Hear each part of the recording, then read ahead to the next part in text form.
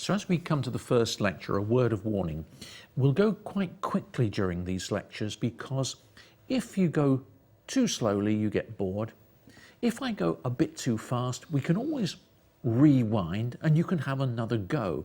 So we'll move at a pace which is a bit more than you might expect if I was giving you the lectures live. Now, so far we've thought about the scarcity problem. We've got a limited amount of resources available to us, limitless wants. How does society go about deciding what kinds of goods to produce? And we've seen that basically the answer is determined by market prices. Prices allocate resources into different markets.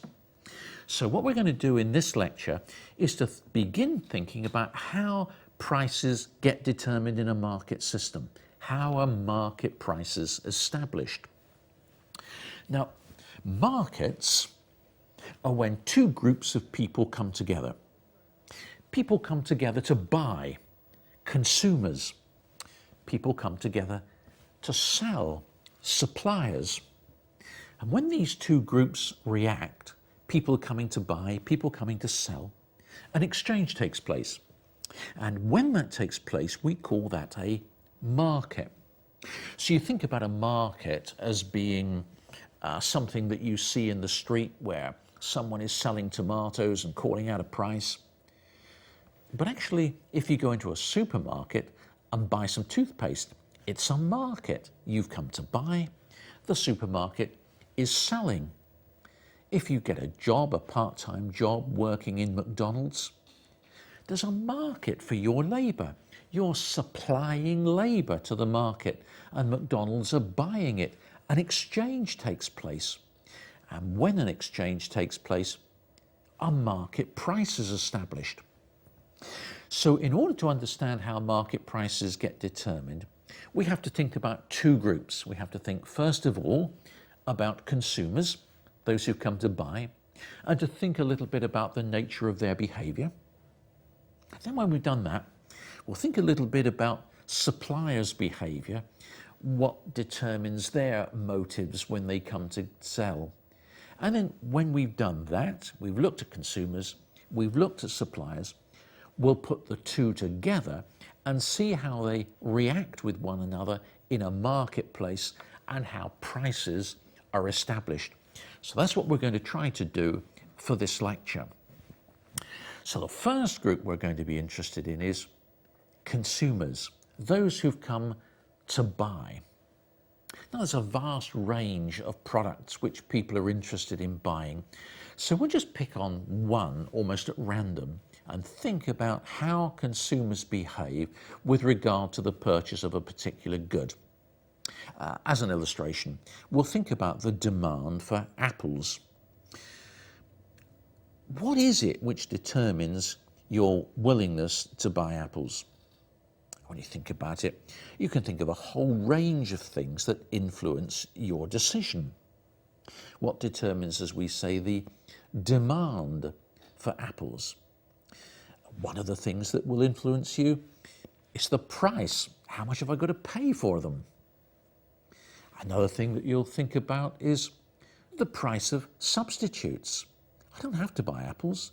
I could buy oranges or pears. So the price of these things will also influence my decision to buy apples. Sometimes the price of other goods that we call complements can be important. If we were talking about the demand for cars, the price of petrol would be important because petrol and cars are complementary goods. They go together. So when we think about the demand for a good like apples, we've got to think not only about the price of the good, but the price of other goods as well. It's not just the price of other goods, it's incomes. Can you afford these things? What's your level of income? Income is a factor determining demand. For some goods, other things can be important. If we were talking about the demand for cars, interest rates would be very important. Most people can't afford cars unless they borrow the money. And so interest rates determine how much it's effectively going to cost them to buy the car. When it comes to apples, most people don't buy apples by borrowing money from the bank, so we don't think that interest rates are terribly important. So let's summarize what we've seen so far. We have that the demand, I'll call it the demand for apples, is a function of, depends upon a whole range of things. The price of apples that are right as PA, the price of other goods, it might be pears, price of oranges, and so on. Incomes, we usually write income as Y rather than I because we abbreviate investment to an I, so Y often stands for income. Tastes, do people like the goods, and so on. So there's a whole range of things which determines the demand for a good, and it will be different for different products. Now, what would be good now is to take some of that information and plot it and show it diagrammatically. And what we're going to do first of all is to concentrate upon one particular relationship, the demand for the good and the price of the good itself. So for a few minutes, we'll ignore the possibilities of you being influenced by the price of oranges and pears and incomes and tastes. And we'll simply ask, what's the relationship between the willingness to demand the good, in our case apples, and the price that people have to pay to buy them? And we'll look at that relationship via what we call a demand curve. The demand curve relates the price of the good itself, in our case it's the price of apples, and we plot that up the vertical axis and the quantity of the good, quantity of apples along here, and ask what's the general relationship that we would expect. And we've got something like this for the vast majority of goods. When the price is high, the amount of apples that people are willing to buy will be relatively small. So at P1, €5 an apple, then the quantity that people are going to buy is going to be very limited. Now, what's going to happen if the price comes down? At a lower price, P2, say €3 an apple, then the quantity will tend to increase. Some people who wouldn't have been willing to pay €5 an apple may be willing to pay €3. If the price falls, more people are tempted into the purchase of the good, and so on, so that as the price comes down, the quantity that people are willing to buy tends to increase. And if we draw all these spots together, we've got a relationship, a negative relationship, showing the relationship between the price of the good and the quantity of apples demanded, which we expect to be downward sloping. The lower the price, the greater the quantity that people tend to demand. So that gives us a first look at consumers' behaviour, only focusing upon the relationship between the price of the good and the quantity of the good demanded. But we said that there are other things which influence people's willingness to buy other than the price. Have we forgotten that when we looked at the demand curve? Well, I'd come back to the demand curve now, and I'll show you that we haven't really forgotten it. Here's our demand curve, and when I drew this relationship, I didn't tell you that I was making an assumption about the other things that affects the quantity demanded. So, for example, I didn't tell you that the price of oranges is €1 each. I didn't tell you that average incomes are €20,000 a year, and so on. So that when I drew up this demand curve, I was making an assumption that all these other things are given and fixed. So if the price changes from P1, where the quantity demanded will be Q1, and the price falls to P2, and the quantity demanded increases to Q2, I'm assuming that none of these other things are changing. The only thing which has altered is the price of the good itself. Now let's consider one of these other things. Suppose the price of oranges was €1, And now it goes up to €3. How would that affect the demand for apples? I think we could see it fairly simply like this. Since oranges are now much more expensive, I think that at each price, the quantity of apples that consumers would be willing to buy will be greater than before. At any price we choose, the quantity which consumers wish to demand will be higher. We have another relationship such that the demand for apples is still downward sloping, but at every price the quantity demanded is higher because we've got a change in the price of oranges. Something similar would have happened if we'd kept the price of oranges the same and changed, say, incomes. Suppose there's a recession and incomes fall from 20,000 to 10,000 euros.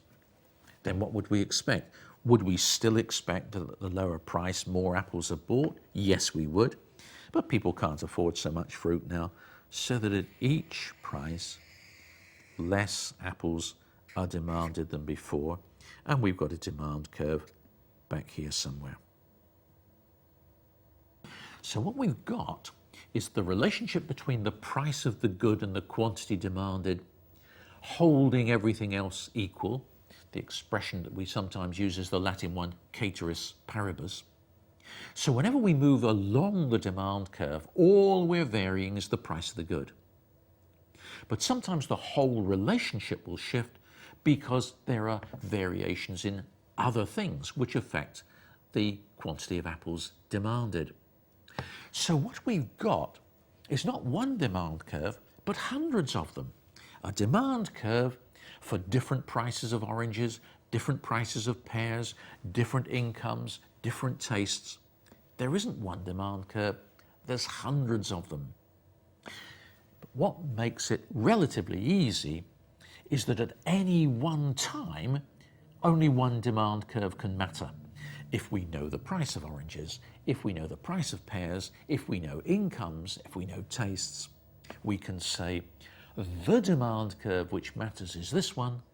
As the price falls, this much extra will be demanded. So only one demand curve matters at any one time.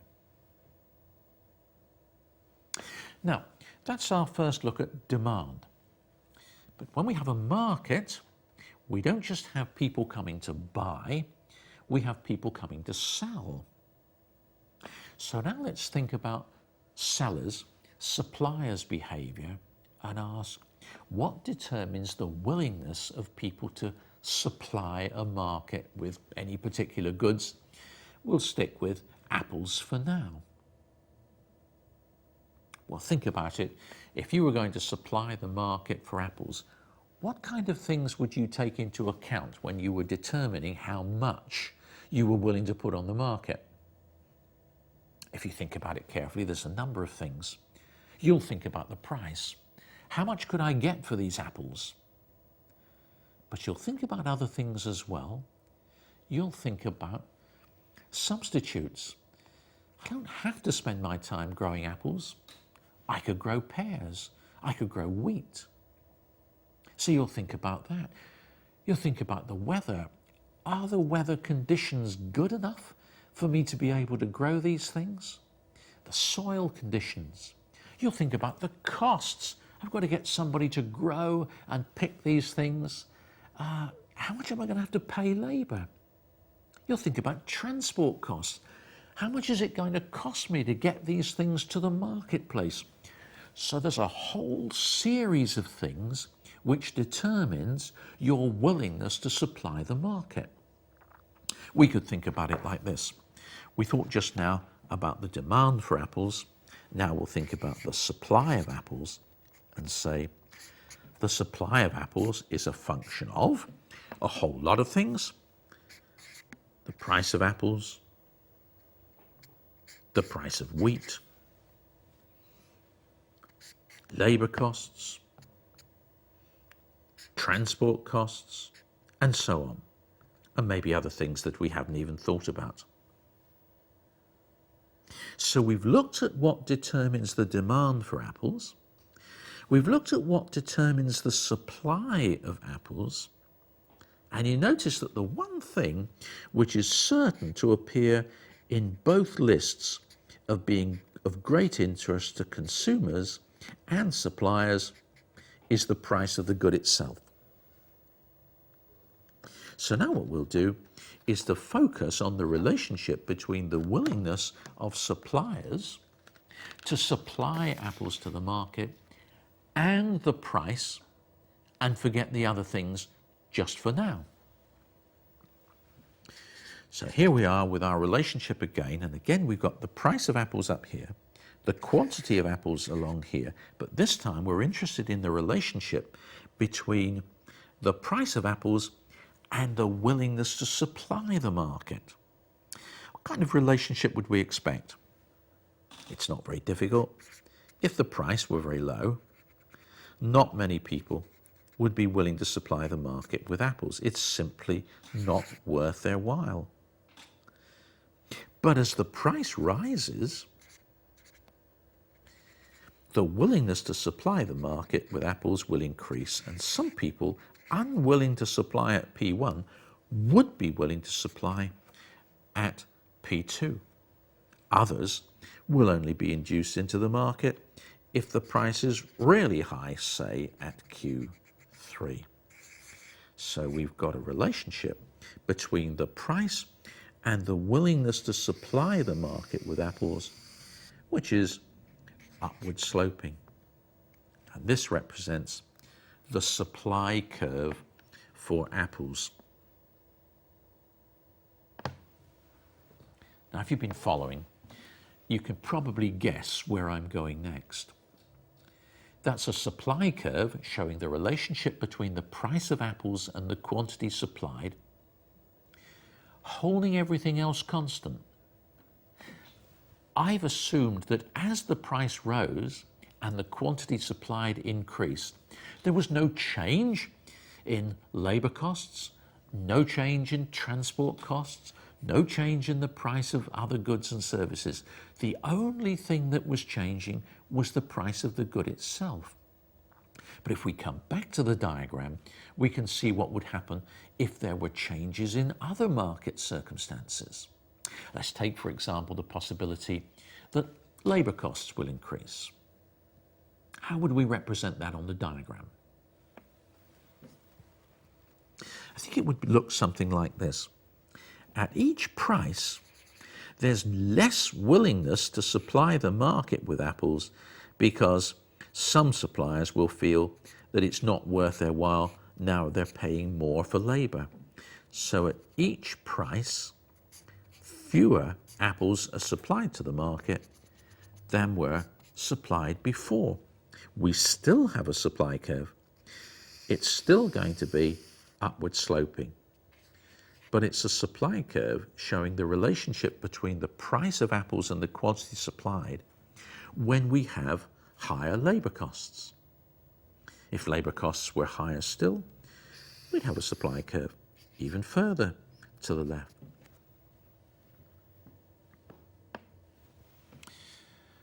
So what we've got, just as we have for demand, is hundreds of possible supply curves, one for each set of market circumstances. Every time the market circumstances change, the supply curve will shift, maybe to the right, maybe to the left. There are hundreds of supply curves. What keeps us sane is that at any one moment in time, there is a given labor cost, there is a given transport cost, and so on. There's only one supply curve that matters, and we can focus on that and ask, what happens to the relationship between the price of the good and the quantity supplied, assuming all these other things remain equal? So what we've got now is our first look at consumer demand, our first look at supply, and what we'll do in a moment is bring the two together and ask, how do consumers and suppliers react when they come together to exchange? Just before we do that, there's one little bit of terminology that we need to be clear about, which will help us. Sometimes we talk about a change in the quantity demanded. And when we do that, we'll always mean that we're moving along the same demand curve. If the price of apples falls and more apples are going to be bought by consumers, we say there's an increase in the quantity demanded. But if something else changes, incomes, tastes, and so on, then we would say that because the whole demand curve is shifting, we would say there is an increase in demand. So an increase in demand is a shift of the whole relationship, or a decrease in demand if the demand curve shifts left. An increase in demand is a shift of the whole demand curve. An increase or a decrease in the quantity demanded is when we move along the same demand curve where nothing else has altered other than the price. And exactly the same will be true for supply. We will talk about an increase in the quantity supplied if we're moving along the supply curve because the price has changed. We'll talk about an increase in supply if there's a shift in the whole supply curve because something other than the price has changed. So armed with that understanding, we're ready to see now what happens when these two groups, suppliers and consumers, come together to interact. And we'll do it by drawing both these groups' supply and demand curves. So remember that what we said, at any one moment in time, although there are hundreds of demand curves, only one is of relevance to us. Given the market circumstances, that represents the demand for apples. Given the market circumstance, suppliers are willing to supply the market such that at a higher price, more is supplied. So we've got an upward sloping supply curve for apples. But now these two groups are going together, and when they come together, what's going to happen? We'll use the diagram to see. Suppose that the price which is being offered in the market is P1, say €1 is the market price. Then at €1, suppliers are willing to supply 100, it might be kilograms per day or whatever. But at this very low price, consumers wish to buy 400 kilograms of apples a day. So we have a set of plans in the minds of suppliers. If the price is P1, we wish to supply 100 to the market. We've got plans in the minds of consumers. If the price is P1, we wish to buy 400. And plans are inconsistent. There's not enough being supplied to the market to enable consumers to buy this amount. In terms of the jargon, we would say there is excess demand. The quantity demanded is more than the quantity supplied. What would we expect to happen in a market where consumers are frantically trying to get hold of a limited quantity?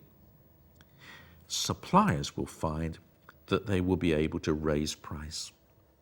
So when there is excess demand, there's an upward pressure on the price, and we expect the price to rise. Suppose the price had been established at, let's say, P2, €5. We have a quantity offered for sale. On my diagram, it looks about 200 kilograms. And consumers, sorry, that's the amount that consumers wish to buy. At a price of P2, consumers wish to buy about 200 kilograms. But because the price is high, the quantity offered for sale by suppliers is, in my diagram, about 300 There's much greater willingness to supply because of the much higher price. So this time you notice that plans can't be consistent because suppliers wish to offer 300, but consumers won't buy it. They'll only buy 200. There is what we might call excess supply. The quantity offered for sale is greater than the amount that people are willing to purchase. What would happen in a market where there is excess supply? Suppliers can't sell what they want to sell, and they begin to reduce price in order to sell it. When there's excess supply, there's a downward pressure on price. And you can see what's going to happen. We're going to finish up at the one price where the amount which consumers wish to buy is equal to the amount that suppliers wish to sell. I've called it PE for the equilibrium price, and then the equilibrium quantity is, in my case, somewhere around about 250 kilograms. So if there's an upward sloping supply curve and a downward sloping demand curve, we may start off with a price where consumers and suppliers' plans are not consistent. But the forces of the market are arranged in such a way that we will always tend to shift towards what we could call an equilibrium price, where both suppliers and consumers' plans can be fulfilled. The quantity of apples demanded is equal to the quantity of apples supplied. It's an equilibrium price where plans of both suppliers and consumers are fulfilled. And the market will tend to push us towards that equilibrium price. So we've got two important ideas here now. We've got the idea of equilibrium, the point at which consumers and suppliers' plans can be fulfilled.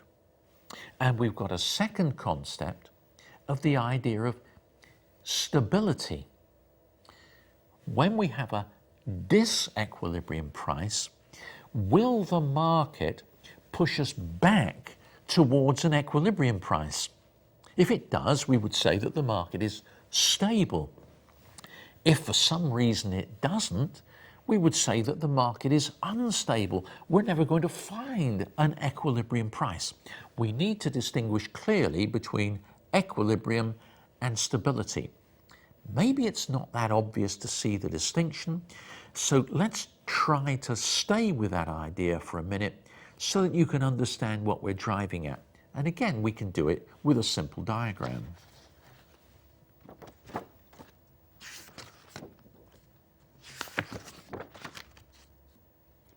Imagine a cup, and we place a marble in the bottom of the cup. The marble sits there. It doesn't move. It's in a state of rest. It's in equilibrium. Now let's imagine that we turn the cup over and we balance the marble here. This is an equilibrium state. The marble will sit just where it is and not move. Both of these are equilibrium states. Now let's suppose something disturbs the equilibrium and a finger pushes the marble up the side of the cup. Well, it may rattle about for a while in the bottom, but in the end, the marble will go back where it came from. And it'll go back where it came from because this is a stable equilibrium. If something disturbs the equilibrium, the forces in the model will push us back where we came from. Now imagine a finger pushing the marble down the side of the cup. Then there's no way the marble is going to find its way back where it came from. So although it was an equilibrium state, it was an unstable equilibrium. Once the equilibrium is disturbed, we're not going to find that the equilibrium is restored. That's the joy of markets, that in almost all circumstances, markets are stable.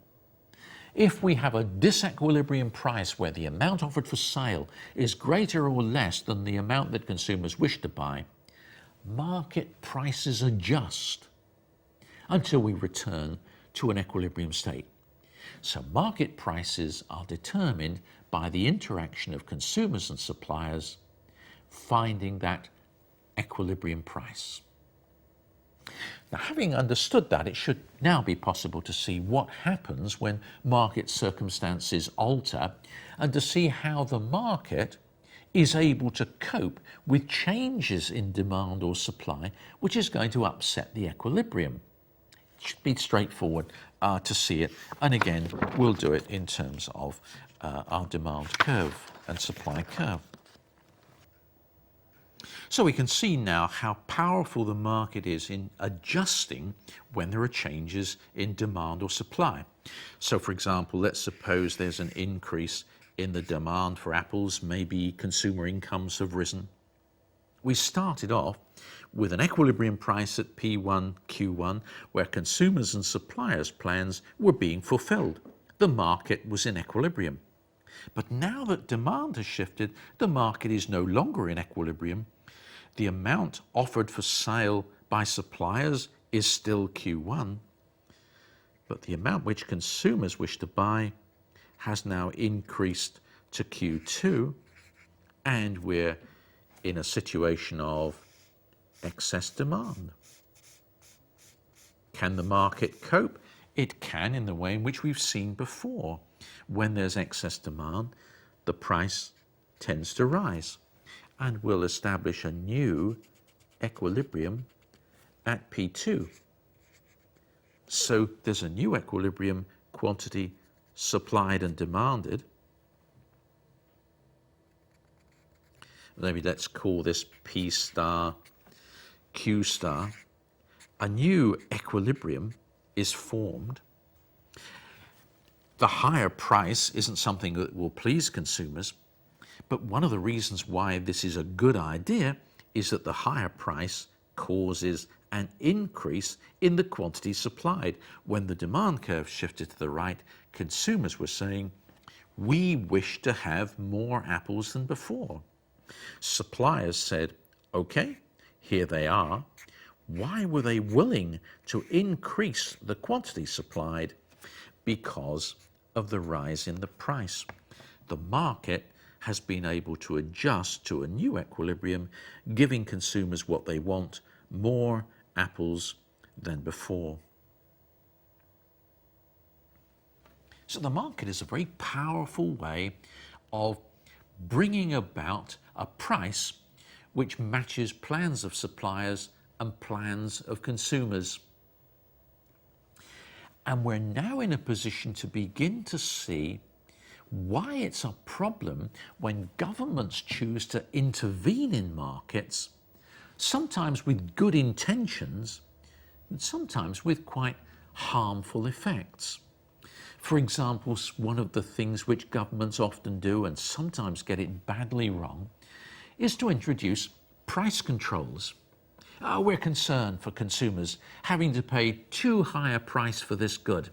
Let's prevent this happening by passing some law which says there's a maximum price which suppliers are allowed to charge. And the intention is to improve consumer welfare. Frequently what it does is to reduce consumer welfare. And we can see that again with a diagram. We'll do it this time with a different market. This time we'll think about the market for student accommodation. So again we have the price, but this time it's not the price of apples, it's the price of accommodation. Quantity along here again. The lower the price, the more demand there is from students to come to university or college and study.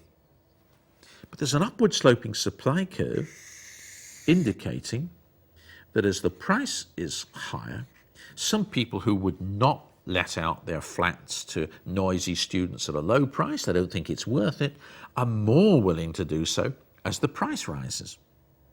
So in the absence of government intervention, we've got a price here of, let's say,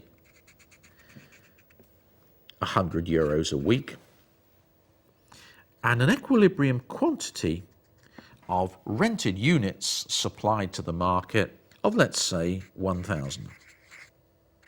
And now let's suppose the government comes along and says, we think €100 is too much, let's reduce it to 70 and say it's not possible for suppliers of rented accommodation to charge more for that.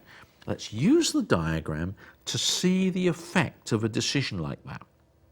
Whilst the price is at 100, 1,000 units of accommodation are exchanged.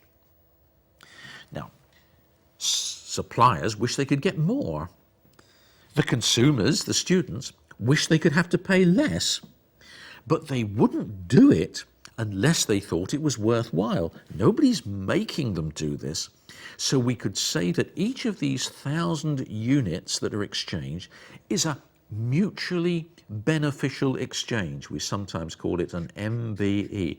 A mutually beneficial exchange. It benefits both the supplier and the consumer, otherwise they wouldn't have done it. It's a purely voluntary exchange. Now let's suppose that a price ceiling is established at €70. That will help the students. Or will it? Demand, the quantity which consumers wish to buy, the quantity demanded, now rises, because it's cheaper, to 1,300 units. Some suppliers will now not offer the accommodation for rent at all. They don't think it's worth it. And the amount supplied falls to 700. We have excess demand. How many units of accommodation are actually exchanged? Only 700. That's all that's being offered for sale on the market.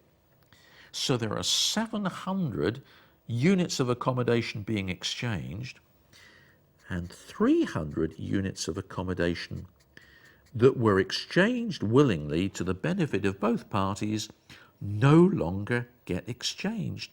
The number of mutually beneficial exchanges has declined as a result of the price ceiling. Now there's excess demand. Students are scrambling around trying to find this limited amount of accommodation. Landlords are not allowed to raise the price, and so some other form of rationing will take place, first come, first served, or whatever. The market can no longer find an equilibrium, and the number of mutually beneficial exchanges falls. So price ceilings are often not a great idea, and the best way to allocate scarce resources and to maximize consumer welfare is to leave it to markets. So let's just summarize in a couple of minutes what we've seen so far. We started off saying what we want to do is to see how market prices get established. They get established when suppliers and consumers come together and we have exchanges taking place. Market prices are stable. When we have a disequilibrium price, the market will push us back towards an equilibrium. The market maximizes the number of mutually beneficial exchanges. Government interventions in the market will reduce that. I've conducted most of this discussion in terms of the market for apples. It's important that you see we haven't just learned about apples.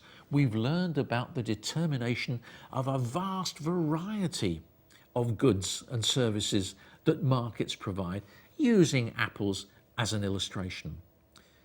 The one thing that's on your notes that we haven't talked about is arbitrage, but I've asked you to think about that in terms of an exercise.